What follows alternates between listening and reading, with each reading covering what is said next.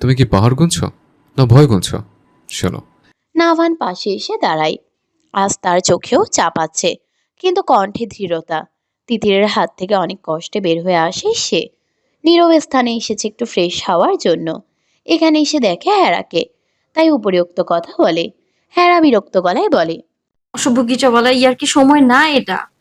নাভান এবার সিরিয়াস হয়। এখানে যতজন আছে সবাই ভালো, কিন্তু তোমার মতো কনফিডেন্ট খুব কম। তুমি নার্ভাস হচ্ছ মানে তুমি বিষয়টা সিরিয়াসলি নিচ্ছ, এটা খারাপ কিছু না। হেরা চুপ। নাভান ধীরে বলে। বাইরের দেশে যা যাচ্ছে তো কি হয়েছে, ভাষা বদলাতে পারে কিন্তু যুক্তি বদলায় না। আর যুক্তিতে তুমি সেরা। এখানে মনে করবে আমার সাথে তর্ক করছো, তাহলে তুমি জিততে পারবে, আমি শিওর। হেরা অবাক হয়ে বলে। মানে? মানে কিছু না। তোমার যে মুখ অ্যাটম বোমের মতো, আমাকে প্রতিপক্ষ মনে করে তোমার অ্যাটম বোমের মতো মুখ দিয়ে কয়েকটা বানে ছুড়ে জিতে যাবো আমরা। প্রথমে হেরা ভেবেছিল এই লোক হয়তো বিতর্ক নিয়ে তাকে সাহস দিতে এসেছে, কিন্তু তার ধারণা ভুল। এই অহংকারী অসভ্য গিটারওয়ালা যে কোনো দিন এমন চিন্তাধারা নিয়ে আসবে না। তা জেনেও ভুল ভেবেছে হেরা। খোঁচা মেরে কথা বলেই প্রস্থান করে নাভান। হেরা মনে মনে ভাবে। এর জবাব পরে দেবো আমি, অহংকারী গিটারওয়ালা। দূরে মাইক থেকে ঘোষণা আসে তাদের টিমের নাম। হেরার বুকের ভেতরটা আবার ধক করে ওঠে। তার সঙ্গে মিশে গেছে দৃঢ়তা। নাভান যেতে যেতে বলে। চলো, বান্দরবনে পাহাড়ের মতো উঁচু হয়ে কথা বলে আছে। হেরা এক মুহূর্ত ইতস্তত করে, তারপর মাথা উঁচু করে হাঁটা দেয়। কারণ সে জানে আজ শুধু প্রতিযোগিতা না, আজ নিজের সীমা ভাঙার দিন। হাড্ডাহাড্ডি লড়াইয়ে হেরা এত সুন্দর করে যুক্তি দিয়েছে যে সবাই অবাক। মনে জিত থাকলে সহজে মানুষ তার লক্ষ্যে পৌঁছাতে পারে। হেরাও পেরেছে। আজ যেন আবার হেরা প্রমাণ করে দিল নাভানের অস্তিত্ব সে খুব তাড়াতাড়ি মুছে ফেলবে।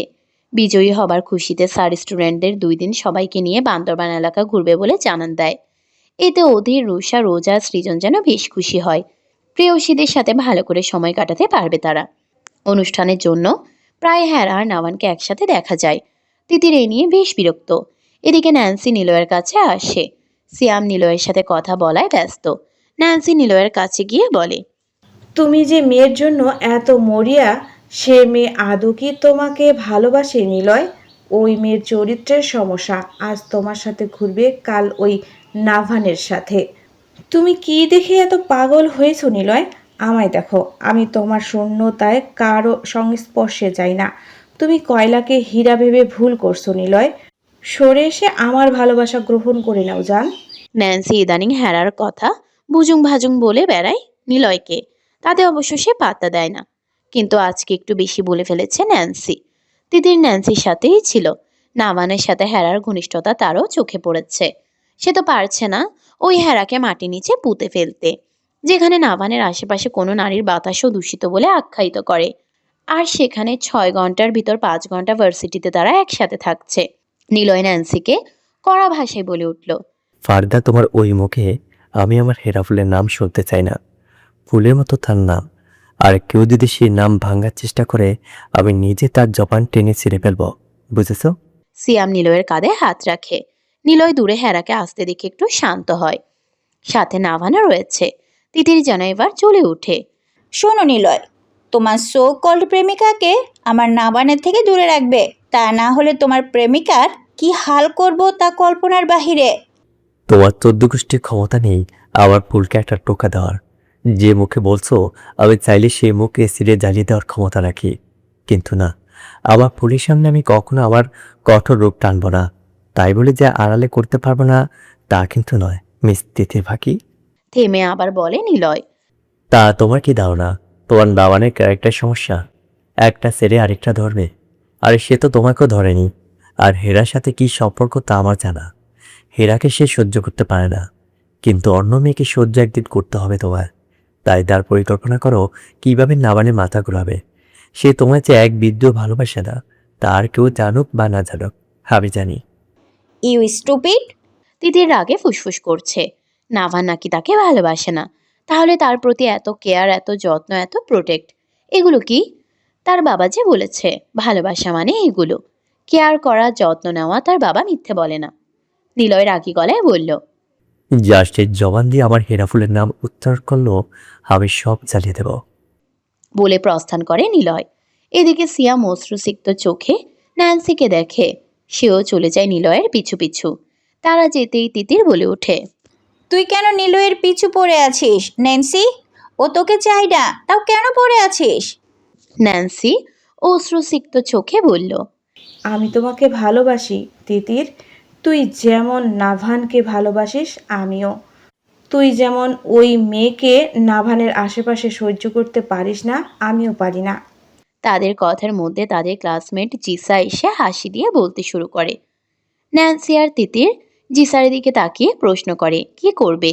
জিসার খুব রাগ হেরার উপর। প্রতিবার সে বিতর্ক প্রতিযোগিতায় অংশগ্রহণ করে, কিন্তু এবার হেরার জন্য সে চান্স পেল না। তাই একটু শিক্ষা দেওয়ার জন্য তাদের কানে ফিসফিস করে কিছু বলে। প্ল্যান শেষে তিতির আর ন্যান্সি হাই ফাইভ করে। এদিকে অধীর আর রুষা দুইজন দুই দিকে গাল ফুলিয়ে বসে আছে। কারণটা খুব সামান্য। রুষা এই অনুষ্ঠানেও উপন্যাসের বই নিয়ে এসেছে। সে এবার যে উপন্যাস পড়ছে, এখন আপাতত তার ওই নায়ক ছাড়া কিছু ভালো লাগছে না। কথায় কথায় ওদেরকে তার সাথে তুলনা করছে। তাই ওদের বইটা নিয়ে পানিতে কয়েকটি পৃষ্ঠা ছিঁড়ে গুলিয়ে সে পানি খেয়ে ফেলেছে, যার কারণে আপাতত দুজনের মুড ফুটকা মাছের মতো ফুলে গেছে। এদিকে রোজ আর সৃজন বিন্দাস। সৃজন রোজ বলতে পাগল এখন। মেয়েটাকে ছাড়া সে কিছুই কল্পনা করতে পারে না। তারা বুঝের মধ্যে থাকে, কিন্তু অধীর আর রুষা তো বাচ্চামো করে সব সময়। স্যারের কথায় সবাই খুব খুশি হয়। তারা বান্দরবান ঘোরার সুযোগ পেয়েছে বলে সবাই ফুরফুরে মেজাজ নিয়ে রেডি হচ্ছে, ঘুরতে যাবে। নাভান আর হেরা সবার মধ্যেই আছে। সবাই তাদের নিয়ে কথা বলছে, প্রশংসা করছে। এসব দেখে তিতির, জিসা ও ন্যান্সির গায়ে আগুন ধরছে। শয়তানের কি আর মাথায় ভালো বুদ্ধি ঘোরে? তারা হেরার ক্ষতি করার পরিকল্পনা করছে। একদিন বেশ মজা মাস্তি করে ঘুরে বেড়ায় সবাই। হেরা আর নাভান একত্রে থাকছে। অনেকে জানে হেরা আর নাভানের সম্পর্ক কেমন, তাই কেউ তাদের নিয়ে বাজে মন্তব্য করে না। আবার কলেজের ব্রিলিয়ান্ট স্টুডেন্ট বলে কথা। অনেকের মনে প্রশ্ন হয়, নাভান হেরাকে নিয়ে বেশি ভাবে কেন? আর কোনো প্রতিপক্ষদের নিয়ে তো এত মাতামতি করে না। নাকি এর পিছনে কোনো কিছু আছে যা অজানা? সবাই মিলে পাহাড়ি এক গভীর বনে যাবে। সেখানে অবশ্য নিরাপদের কর্মীরা আছে, তাই ভয় পাওয়ার কোনো কারণ নেই। শয়তানের কাজ হলো শয়তানি করা। জিসা, তিতির, ন্যান্সি তাদের শয়তানি বুদ্ধি কাজে লাগাতে ব্যস্ত। দুই তিনজন মেয়েকে বলেছে ভুলিয়ে ভালিয়ে হেরাকে আলাদা করতে। অনেক ঘোরাঘুরি করে সবাই ক্লান্ত। সবাই গাছের নিচে বসে জিরিয়ে নিচ্ছে আর পানি বিস্কুট খাচ্ছে। নাভান কিছুটা দূরে ফোনে নেট না থাকায় হেঁটে যাচ্ছে। তিতির সেই সুযোগটা কাজে লাগায়। হঠাৎ ভয়ঙ্কর আওয়াজ শুনে সবাই ছুটোছুটি করে। সবাই এমনভাবে ছুটছে কিছু বুঝে ওঠার আগেই। রুষা, রোজ, সৃজন ও অধীর একসাথে। বান্ধবীর মধ্যে সে সিঙ্গেল হয়ে পড়েছে, তাই নেট না পেয়ে ক্যামেরা নিয়ে পিক তুলছিল তাদের থেকে দূরে দাঁড়িয়ে। ঝিনুক আসেনি এই প্রতিযোগিতায়। তুষারের খুব জ্বর, তাই সে তার এই অবস্থা রেখে আসেনি। হেরা ভয়ে ধরাচ্ছে, কিন্তু ভিড়ের মধ্যে তাকে ল্যাং মেরে ফেলে দেয় তিতির। রোজ, রুষা, অধীর, সৃজন তারাও একসাথে দৌড়াচ্ছিল। হেরাকে মুখ থুবড়ে পড়ে থাকতে দেখে দুই বান্ধবী ছুটে আসে। এদিকে আওয়াজটা আরো ভয়ঙ্কর শোনা যাচ্ছে। তাদের রেখে সবাই অনেক দূরে চলে গেছে। নিলয় গিয়েছিল হেরার জন্য কিছু খাবার আনতে, তাই এগুলো তার অজানা। অধীর রুষার হাত শক্ত করে ধরে। সৃজনও রোজের হাত শক্ত করে ধরে, আর রোজ ও রুষা হেরার হাত শক্ত করে আঁকড়ে ধরে দৌড়ায়। এদিকে কিছু দূর যেতেই চার রাস্তার মোড় দেখতে পায়। দুইজন মেয়েকে এক রাস্তা দিয়ে ছুটতে দেখে মনে করে সবাই এই রাস্তা দিয়ে গিয়েছে। বোকা যুবক যুবতীরা বুঝতে পারল না এটা তিতিরদের প্ল্যান ছিল। প্ল্যানে শুধু হেরা থাকলেও এবার আরো দুই জোড়া মানুষ একত্রিত হয়। তিতির রাগে ফুঁসতে থাকে। ছাত্রছাত্রী সবাই একত্র হতেই নাভান এদিক সেদিক তাকিয়ে খুঁজতে থাকে অধীর ও সৃজনকে। সাথে চোখ বোলায় কে কে মিসিং। বুকের ভেতর ধক করে ওঠে একটা মেয়ের কথায়। আরে 5 জনকে দেখছি ও গভীর বনের দিকে ঢুকতে। নিলয় হাতে খাবার নিয়ে শুনে এই অবস্থা। মাথায় হাত দিয়ে বসে থাকে। সে খুব ভালো করেই জানে ওই বন তাদের জন্য কতটা ভয়ঙ্কর হতে পারে। ভয়ে রীতিমতো হাত পা কাঁপছে তার। কি করবে সে ভেবে না পেয়ে তার বাবাকে ফোন দেয়। বাবা সাফ সাফ না করেছে সকাল হবার আগ পর্যন্ত কাউকে ওই বনে যেতে না দেওয়ার জন্য। ব্যাস, এটাই নিলয়ের ভয়ের মাত্রা আরো দ্বিগুণ করে দিয়েছে। সে ফোন হাতে নিয়ে ছুটে চলে নাভানের পিছু। সবাই তাদের মানা করছে, কিন্তু তারা কারো কথা শোনার জন্য প্রস্তুত নয়। সামনে সেই রাস্তা, চার রাস্তার মোড়। নিলয় কি ভেবে অন্য রাস্তায় যায়, আর এদিকে নাভান অন্য রাস্তায়। কি হতে চলেছে তাদের সাথে? ভয়ঙ্কর কোনো বিপদ, যা থেকে ফিরতে পারবে না, নাকি সুস্থ সবলভাবে ফিরতে পারবে সবাই? এখন এটাই দেখার পালা। নাভান গভীর বনে অধীরা সৃজনকে ডেকেই যাচ্ছে। অধীর, সৃজন, রোজ। নাভান পাগলের মতো ডাকছে কিন্তু কোনো সারা শব্দ নেই। এদিকে 5 জন বনের শেষ প্রান্তে এসে গেছে প্রায়, কিন্তু তাদের পথ ফুরাচ্ছে না যেন। সৃজন দাঁড়িয়ে ভালোভাবে লক্ষ্য করে চারিপাশ। সবাই হাত ধরে ছুটার ফলে অনেক জায়গায় হোঁচট খেয়ে তাদের শরীরের অবস্থা নাজেহাল। সৃজন বলে উঠল, আমরা ভুল পথে এসেছি, বনের ভেতর ঢুকে গেছি বাইরে না গিয়ে। সৃজনের কথা শুনে এবার সবাই চারিদিকে তাকায়। শুকনো ঢুক গিলে আশেপাশে দেখে রোজ রুষা ভ্যাবে করে কেঁদে দেয়। হেরা পায়ে খুব বাজেভাবে জখম পেয়েছে। তাও নিজেকে দুর্বল না করে সান্ত্বনা দেয় দুজনকে। এখন ঘাবড়ে যাওয়ার সময় না, সবার হাতে ফোন আছে, আশা করি সমস্যা হবে না। চল, যে পথ দিয়ে এসেছি আবার সেই পথ দিয়ে যাই। গভীর বনটা যেন আজ তাদের গিলে ফেলতে চাইছে। চারপাশে ঝিঝি পোকার ডাক, দূরে কোথাও অজানা পাখির ডানা ছাপটানোর শব্দ। সব মিলিয়ে ভয়টা আরো ঘনীভূত হয়ে উঠেছে। হেরার গলার দৃঢ়তায় বাকিরা সাহস পেল। যেন অন্ধকারের ভিতরে একমাত্র আলোটা হেরাই। ফোনের ফ্ল্যাশ জ্বলে উঠল একে একে। আলো খুব বেশি নয়, শুধু সামনে কয়েক কদম দেখা যায়। মাগরিবের আজানের সময় যখন তারা দৌড়ে ঢুকেছিল তখন আকাশে লাল আভা ছিল। এখন পুরোপুরি রাত। বনের ভেতরে সে অন্ধকার আরো ঘন, আরো গাঢ়। কিছু দূর যেতেই 3টা রাস্তা দেখা গেল। 3 দিকে 3 রকম ছায়া। কোনটা দিয়ে এসেছিল তারা? সৃজন বলল, এই দিকটা, আমার মনে হয় এই দিকটাই। অধীর একবার বলতে চেয়েছিল, ভালো করে দেখো। কিন্তু রুষার কাপা শরীরটা বুকে চেপে ধরে আর কিছু বলতে পারল না। মেয়েটার মুখ কান্নায় লাল গোলাপি হয়ে গেছে। সে শুধু বলছে, আমরা বের হতে পারবো তো? হেরা দাঁড়িয়ে শ্বাস নিচ্ছে কষ্ট করে। পায়ের যন্ত্রণায় চোখ ভিজে উঠছে। তবু সে রোজ আর রুষার মাথায় হাত রাখছে। আমরা আছি তো, কিছু হবে না। কিন্তু তার মনেও ভয়। তারা যে পথে হাঁটছে ওরা জানতো না এই পথটাই তাদের সবচেয়ে বড় ভুল। নাভান দৌড়াতে দৌড়াতে হাঁপিয়ে উঠেছে। গলার স্বর ভেঙে গেছে, তবু থামছে না। নাভান চিৎকার করে ডেকে উঠল। হেরা, তার কণ্ঠে শুধু আতঙ্ক না, একটা কাঁপা কাঁপা অস্থিরতা, যেন কাউকে হারানোর ভয়ে বুকের ভিতর ছটফট করছে। হেরা নামটা উচ্চারণ করতে তার গলা শুকিয়ে যাচ্ছে। ইস, কি মায়া ভরা ডাক দিল নাভান। হেরা যদি শুনতো নাভান তাকে এমনভাবে ডাকছে পাগলের মতো, তাহলে মনে হয় এটা বলতো। বাহ বাহ, অহংকারী গিটারওয়ালার মনে দয়া মায়াও আছে। আই এম তো অবাক। কিন্তু আজ কেউ কিছু বলছে না। নাভান পাগলের মতো দৌড়াচ্ছে বনের অন্য প্রান্তে। তার গলা ভেঙে যাচ্ছে, কিন্তু কোনো সাড়া নেই, শুধু প্যাঁচার ডাক, শুকনো পাতার শব্দ আর নিজের শ্বাসের আওয়াজ। হঠাৎ তার বুকের ভিতর অদ্ভুত একটা ভয় চেপে বসলো। হেরার মুখটা ভেসে উঠল সামনে।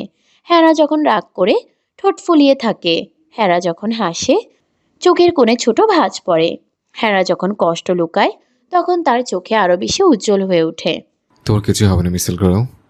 মনে মনে ফিসফিস করলো নাভান। সে নিজের কথা ভাবছে না। মাথায় শুধু একটাই ভয়, যদি ওরা ভুল পথে যায়, যদি হেরা আহত হয়, যদি রুষা ভয়ে অজ্ঞান হয়ে যায়, যদি সৃজন কোনো ঝুঁকি নেয়। বনের অন্ধকার তার এতদিনের করার সাহসটাকে কাঁপিয়ে দিচ্ছে। কিন্তু সে থামছে না। এক সময় তার মনে হলো, আচ্ছা, হেরা কি কাঁদছে? হেরা কি নিজেকে শক্ত রাখার চেষ্টা করছে? হেরা কি আবার সবার সামনে সাহসী হয়ে দাঁড়িয়ে আছে? এই চিন্তাই তাকে আরো ব্যথা দিল। বুকে হঠাৎ চাপা একটা টান অনুভব করে। কই, আগে তো কিভাবে হেরাকে সবার সামনে হেনস্থা করা যায় তার চিন্তাই মাথায় ঘুরপাক খেত। কিন্তু আজ এমন লাগছে কেন? তার বউ বলে? হ্যাঁ, হেরা তো তার বউ, যে পরিচয় তারা কেউ মানে না আর না সামনে আনতে চায় কখনো। কিন্তু আজ নাভানের বুকে এমন চাপা ব্যথা হচ্ছে কেন? মিসাইল গার্লের জন্য? এটা কি ভালোবাসা, মায়া, নাকি সম্পর্কের টান? মিসেল গার্ল, একবার ডাক দাও, আমি চলে আসবো। দাঁত চেপে বলল নাভান, কিন্তু পাতার শব্দ ছাড়া আর কিছু শুনতে পেল না। তার ফোনের আলো কাঁপছে হাতে, হাত ঘেমে গেছে, বুক ধুকপুক করছে এত জোরে যেন মনে হচ্ছে গাছেরাও শুনতে পাচ্ছে। হঠাৎ দূরের একটা ডালে শব্দ। নাভান থমকে দাঁড়ালো। নাভান আবার ডাকলো। হেরা, কোনো উত্তর নেই। তার মনে হচ্ছিল অন্ধকার যেন ইচ্ছে করে ওদের আলাদা করে দিয়েছে, যেন বনটা তাদের ভয় দেখিয়ে পরীক্ষা নিচ্ছে কে কাকে কতটা মনে করে। এদিকে সৃজনের পেছনে হাঁটতে হাঁটতে রোজ হঠাৎ বলল, আমার মনে হচ্ছে আমরা ঘুরে আবার একই জায়গায় আসছি। ওদের থেমে চারদিকে তাকালো। একই রকম 3টা গাছ, একই ভাঙা ডাল, একই কাদা। রুষা আবার কাঁদতে শুরু করলো। আমার অনেক ভয় লাগছে হেরা পাখি, ওই লাইভ টেলিকাস্ট আমার ভয় করছে। হেরা এবার একটু হোঁচট খেলো। ব্যথায় মুখ বিকৃত হয়ে গেল, কিন্তু সাথে সাথে নিজেকে সামলে নিল। সৃজন ঘুরে তাকালো। ছোট বোন, ঠিক আছো? হেরা মিথ্যে হাসলো। হুম, ঠিক আছি আমি। তার চোখে জল চিকচিক করছে, কিন্তু সে কাউকে দেখতে দিচ্ছে না। এদিকে নাভানের মাথার ভিতর শুধু একটা দৃশ্যই ঘুরছে। হেরা পড়ে গেছে, হেরা ডাকছে। হেরা একা দাঁড়িয়ে আছে অন্ধকারে। তার গলা ভারী হয়ে গেল। সে আকাশের দিকে তাকালো। চাঁদ নেই, তারা নেই, যেন পুরো পৃথিবীটাই আজ অন্ধকার। এই বন জঙ্গল তো তার কাছে নতুন নয়, তাও এত ভয়। মিসেল গার্ল, তুমি শক্ত থাকো, আমি আসছি। নাভানের কণ্ঠে ভয় আছে, অপরাধবোধ আছে, আর আছে একরাশ মায়ার টান, যা সে কখনো মুখে স্বীকার করেনি। বনের গভীরে আজ শুধু পথ হারায়নি তারা, হারিয়ে গেছে দিশা, সময়, সাহস। কিন্তু একটা জিনিস এখনো হারায়নি, তাদের একে অপরের উপর অন্ধ বিশ্বাস। আর সেই বিশ্বাসই হয়তো বাঁচাবে তাদের, অথবা আরো গভীর অন্ধকারে টেনে নিয়ে যাবে। হঠাৎ অনেকগুলো পায়ের শব্দ কানে আসতেই সবাই একসাথে থমকে যায়। মুহূর্তের মধ্যেই যেন চারপাশের বাতাসও ভারী হয়ে ওঠে। পাতার মচমচে শব্দ, শুকনো ডালের ভাঙা আওয়াজ, স্পষ্ট বোঝা যাচ্ছে কেউ একজন না, একাধিক লোক এদিকে এগিয়ে আসছে। আসার সময় সৃজন লক্ষ্য করেছিল কিছু ছেলেরা একটু দূরে বসে নেশা করছিল। তখন গুরুত্ব দেয়নি, কিন্তু এখন সেই দৃশ্যটা হঠাৎ করে ভয়ের রূপ নেয়। বুকের ভেতর ধড়ফড় শুরু হয় তার। ভয়ে সৃজন চুপচাপ রোজের হাত শক্ত করে চেপে ধরে। রোজ কাঁপছে, তার নিঃশ্বাস দ্রুত হয়ে উঠেছে। হেরা পায়ের যন্ত্রণা নিয়েও খুব ধীরে ধীরে হাঁটতে থাকে। দাঁতে দাঁত চেপে সাহস ধরে রাখার চেষ্টা করছে। অধীর এক হাতে তার কিউটি পাইকে শক্ত করে ধরে, অন্য হাতের উষাকে জড়িয়ে নেয়, যেন নিজের শরীর দিয়ে ওদের আড়াল করে রাখতে চায়। ছেলেরা হলে হয়তো এতটা ভয় পেত না, কিন্তু তাদের সঙ্গে 3টা মেয়ে। যদি সত্যিই বিপদ হয়, যদি ওই নেশাগ্রস্ত ছেলেগুলো খারাপ কিছু করার চেষ্টা করে, তখন কিভাবে সামলাবে? এই চিন্তাই দুই যুবকের মাথায় ঝড় তোলে। পায়ের শব্দ আরো কাছে আসতেই সৃজন খুব নিচু গলায় বলে ওঠে। অধীর, আগে লুকিয়ে পড়, দেখি কারা এগুলো। সবাই ফোনের লাইট বন্ধ করো, একদম শব্দ করবে না। তার কণ্ঠে চাপা দৃঢ়তা। ভয় আছে, কিন্তু ভয়কে চাপা দিয়ে দায়িত্বটাই বড় হয়ে উঠেছে। সৃজনের কথায় সবাই সায় দেয়। দ্রুত গাছের আড়ালে সরে যায় তারা। ঘন অন্ধকারে বড় গাছের কাণ্ডগুলো যেন এক একটা ডাল হয়ে দাঁড়ায়। অধীরা, সৃজন সামনে দাঁড়িয়ে নিজেদের প্রিয় মানুষগুলোকে আড়াল করে রাখে। ওদের চোখ এখন অন্ধকার ভেদ করে আসা ছায়াগুলোর দিকে। ও পাশ থেকে কণ্ঠ ভেসে আসে, মাতাল জড়ানো গলায়। প্রথম নেশাখোর ছেলেটা বলল, আরে মামা, ওই মাইয়ার দলটা তো এদিকে আসতে দেখলাম।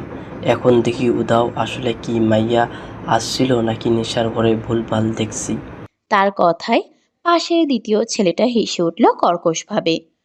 ধুর, আমি তো কসম খাইয়া কইতাছি 3-4টা মাইয়া আসছিল জঙ্গলে আইছে কেন? চল একটু সামনে যাই, পাইলে আজকে অনেক মজা হবো মামা। কথাগুলো শুনে রোজের শরীর আরো কেঁপে ওঠে। হেরা ঠোঁট কামড়ে ধরে। অধীরের চোয়াল শক্ত হয়ে যায়, মুঠো বাঁধা। সৃজন ধীরে শ্বাস নেয়। এখন কোনো ভুল চলবে না। অন্ধকার বনের মধ্যে নিঃশব্দ যুদ্ধের প্রস্তুতি নিতে থাকে তারা। ভয় আছে, কিন্তু তার চেয়েও বড় তাদের একে অপরকে বাঁচিয়ে রাখার অঙ্গীকার। সৃজন চেয়ে থাকে হালকা গাছের ফাঁক ফোকরের আলোতে অধীরের দিকে। নাভানের কলিজা অধীর। ছেলেটা যে একেবারে নাজুক। নাভানের জন্য হলেও অধীরের কিছু হতে দেয়া যাবে না। চোখ যায় হেরা ও রুষার দিকে। বোনের মতো মেয়েগুলোর দিকে তাকালে কেমন বড় ভাই ভাই ফিল আসে। তার তো কোনো ভাই বোন নেই। এই 2 মেয়েকে বোনের জায়গা দিয়েছে সে। তাদের ক্ষতি করার আগে নিজের উপর দিয়ে সব বিপদ নিবে, তাও তাদের ক্ষতি হতে দিবে না। আর তার বুকে যে একটা ফুল আছে, তাকে তো সবটুকু দিয়ে আগলে রেখেছে। রোজ মেয়েটার কিছু হলে যে সে দম বন্ধ হয়ে মারা যাবে।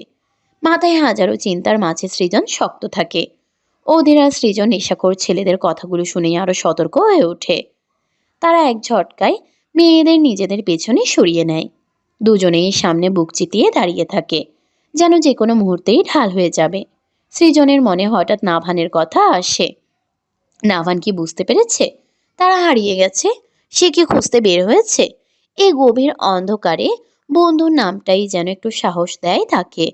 নিলয় হন্তদন্ত হয়ে বিড়বিড় করছে আর একটা গোপন আস্তানায় যাচ্ছে, যা সে ছাড়া কেউ জানে না। এই বনের প্রতিটি কোণা তার পরিচিত। তাই সে নিজেই এই পথ বেছে নিয়েছে, কিন্তু তার মনে হেরাকে নিয়ে ভয়।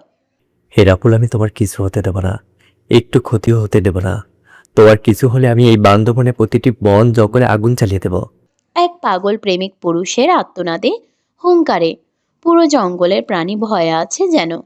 আচ্ছা, একাধিক মানুষের মাঝে নিজেকে বিলিয়ে দিয়ে আবার এমনই করে কারোর প্রতি আসক্ত হওয়া যায়? আচ্ছা, হেরা যদি তার আসল রূপ জানে, তাহলে কি এখন যে সম্মান দেখায় তখনও কি দেখাবে? না, নিলয় হেরার সামনে তার সত্য কোনোদিনও আসতে দিবে না। আমার জীবন। তিতিরকে অনেক কষ্ট করে আনা হয়েছে রিসর্টে। মেয়েটা যখন নাভান জঙ্গলের ভিতরে ঢুকতে দেখেছে তখনই পাগলামি শুরু করেছে। তার ভালোবাসার মানুষ, তার ছোটবেলার ক্রাশ জি ম্যান, যদি হারিয়ে যায় আবার তখন কি করবে সে? তিতির মনে মনে ভাবে, থুতু উপরের দিকে ফেললে সেই থুতু কিন্তু নিজের শরীরে লাগে। পরের জন্য কুয়া খুঁড়ল সে, আর সেই কুয়ায় নিজেই পড়ছে। যদি সে ন্যান্সি আর ওই মেয়েটার বুদ্ধিতে এমন কাজ না করতো, আর হেরা, সৃজন, অধীর, রোজ, রুষা বিপদে না পড়তো, আর না নাভান তাদের বাঁচাতে যেত। মেয়েটাকে মেডিসিন খাইয়ে ঘুম পাড়িয়ে দিচ্ছে, কিন্তু ওই যে একটা স্বপ্ন। আমি বিয়ে করব বাবা, আমি বিয়ে করব। জিমান, তুমি কই যাচ্ছ? আমি তোমাকে ছাড়া থাকতে পারবো না জিমান। এই স্বপ্নটা বারবার দেখে লাফিয়ে ওঠে আর জি ম্যান বলতে ডাকতে থাকে। আ আ আমি আর কিচ্ছু করব না জিমান। আমি আর এমন কাজ করব না যেটাতে তোমার বিপদ হতে পারে। আমি যদি ওই হীরাকে... সবার সামনে মুখ ফসকে বলতে নিলে ন্যান্সি মুখ চেপে ধরে, ফিসফিস করে বলে, তুই কি পাগল তিতির? সবাই জানলে কি হবে বুঝতে পারছিস? তোর একা কষ্ট হচ্ছে, আমার হচ্ছে না? নিলয় যে চলে গিয়েছে, আমার কি কষ্ট হচ্ছে না?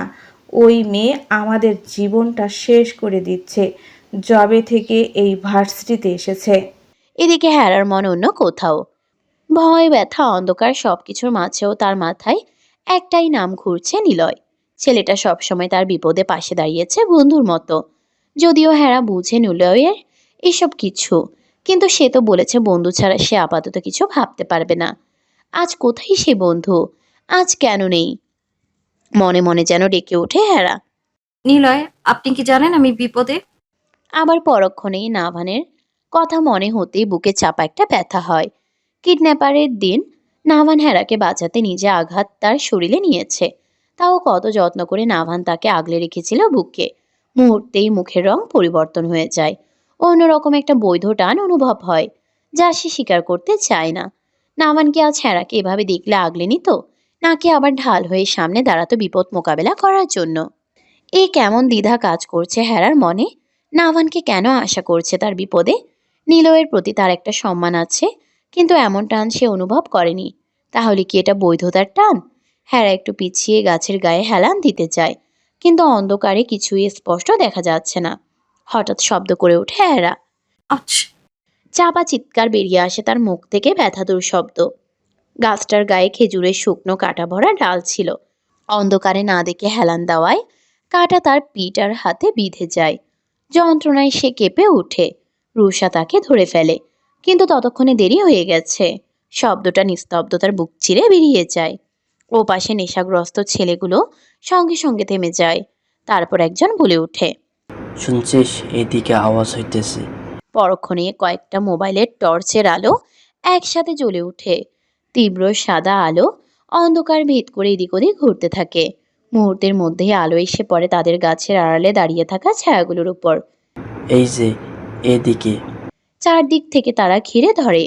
প্রথম নেশাখোর ছেলেটা বিকৃত হাসি হেসে বলে, ফুলটুসি গো ফুলটুসি, লুকাইয়া আর লাভ কি? বাইর হও ময়না পাখি, ভয় পাইও না। নেশাখোর ছেলেটা একটু থামে, চোখ বুলিয়ে নেয় মেয়েদের দিকে। তার চোখে লালসা, কণ্ঠে মাতলামি জড়তা। আজ তোমাদের নিয়ে এই বাগানের ভেতর আসমু, কেউ বিরক্ত করবা না আমাগো। বিশ্বাস করো, অনেক মজা দিমু। রেডি হও তাড়াতাড়ি, আমার তো আর তর সইতেছে না। তার কথায় পাশের আরেকজন খিলখিল করে হেসে ওঠে। তারপর আলো ফেলে দেখে সামনে অধীরা সৃজন দাঁড়িয়ে আছে।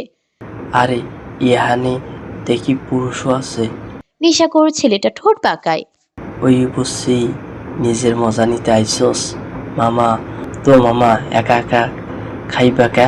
আমাগো একটু দাও খাই। কথাগুলো শুনে অধীরের রক্ত মাথায় উঠে যায়। তার হাত মুঠো হয়ে শক্ত হয়ে আছে। সৃজনের চোখ অন্ধকারের থেকেও কালো হয়ে ওঠে। ভয় আছে, তবে তার চেয়েও বড় তাদের দায়িত্ব। তাদের পেছনে তিনটা মেয়ে কাঁপছে। সামনে কয়েকজন মাতাল ছেলে। বনের বাতাস যেন থেমে গেছে। এক পাশে নেশার লালসা, অন্য পাশে ভালোবাসার মানুষগুলো। অধীর ধীরে ধীরে এক পা সামনে বাড়ায়। সৃজন খুব নিচু গলায় বলে, যাই হোক, তোমাদের কিচ্ছু হতে দেব না। অন্ধকার জঙ্গলের ভিতর আসন্ন ঝড়ের আগে যেমন নিস্তব্ধতা নেমে আসে, ঠিক তেমন একটা ভারী মুহূর্ত নেমে আসে সবার উপর। ছেলেগুলোর কথায় অধীর সাহস দেখাতে গেলেও তার মনে ভয় আছে। নাভান তাকে সব বিপদ থেকে দূরে রাখে, মোমের পুতুলের মতো ছেলেটাকে প্রোটেক্ট করে। কিন্তু সৃজনের রক্ত গরম হয়ে যায়। অধীর মারামারি এসবে অভ্যস্ততা নয়, কিন্তু সৃজন মাঝে মাঝে নাভানের সাথে মিলে যায় রাগ হলে। ছেলেটার আগে হাত মুষ্টিবদ্ধ করে শক্ত কণ্ঠে বলে, আমরা ঘুরতে এসেছিলাম, পথ হারিয়ে ফেলি, আমাদের যেতে দিন। সৃজনের কথা যে শুনলই না ছেলেগুলো। আবারও দ্বিতীয় নেশাখোর ছেলেটা বলল। এবার রোজ, রুষা, হেরার চোখ দিয়ে পানি পড়ে। তারা কোনোদিন এমন পরিস্থিতিতে পড়েনি। আর হেরা লজ্জায় কান্না করে দেয়। ভাইয়ের মতো মানুষগুলোর সামনে তাকে কি বলছে। রুষা বলল, প্লিজ ভাই, আমাদের ছেড়ে দিন, আমাদের ক্ষতি করবেন না, আমরা আপনাদের পায়ে পড়ি। কে শোনে কার কথা? ছেলেগুলো তখন নেশার ঘরে, চোখ লাল, কথা জড়িয়ে যাচ্ছে। আচরণে কোনো হুঁশ নেই। বেশি কিছু না বলে তারা হেরার দিকে এগিয়ে আসে। একজন তার ওড়নার কোনা ধরে টান দিতেই হেরা যেন বিদ্যুৎপৃষ্ট হয়ে ওঠে। বুক ফেটে এক চিৎকার বেরিয়ে আসে তার গলা থেকে। একটা আর্তনাদ, যেখানে ছিল ভয়, অপমান, অসহায়তা আর বাঁচার শেষ আকুতি। সৃজন তখন আর নিজেকে সামলাতে পারে না। সামনে দাঁড়ানো দু তিনজনের সঙ্গে ঝাঁপিয়ে পড়ে মারামারিতে।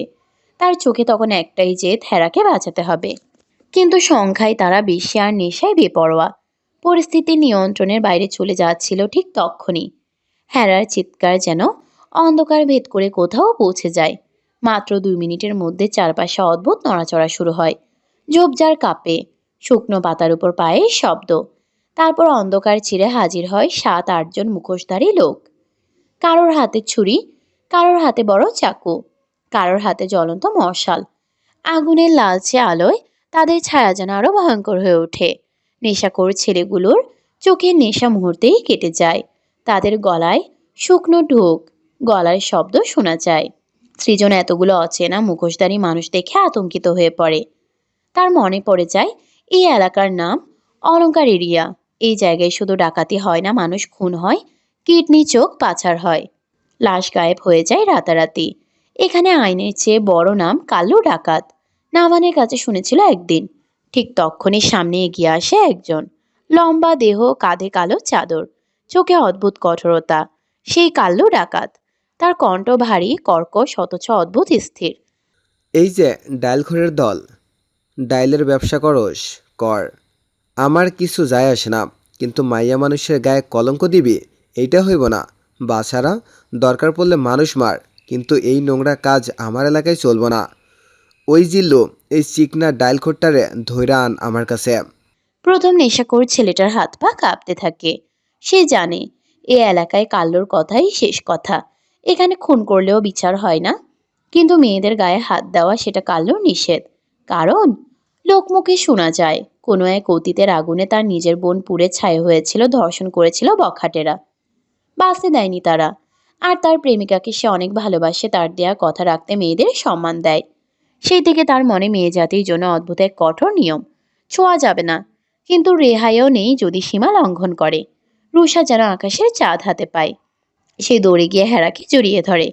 হেরা তখনও কাঁপছে, চোখে জল, ঠোঁট শুকিয়ে গেছে। এক মুহূর্তেই পরিস্থিতি ঘুরে যায়। নেশাখোর ছেলেগুলো ভয়ে ভূ দৌড় দেয়। শুধু প্রথম ছেলেটা জল্লু মাস্তানের হাতে ধরা পড়ে। জল্লু কালো কুচকুচে, বিশাল দেহ, চোখে ভয়ঙ্কর স্থিরতা। সে ছেলেটাকে টেনে এনে কাল্লুর সামনে ফেলে দেয়। ভাই, এই শালারে কি করবো কোন? চারপাশে নিস্তব্ধতা, শুধু মশালের আগুনের শব্দ ফট ফট করে জ্বলছে। ছেলেটা কাঁপছে, মুখে কান্না। ভাই, ভুল হয়ে গেছে, আর হবে না। কাল্লু ধীরে ধীরে তার সামনে হাঁটু গেড়ে বসে, চোখে চোখ রাখে। সেই দৃষ্টিতে রাগের চেয়ে বেশি ছিল ঘৃণা। ভুল একবার হয়, এটা ভুল না, এটা ভয়ঙ্কর পাপ। আর আমার এলাকায় এই পাপের শাস্তি মৃত্যু।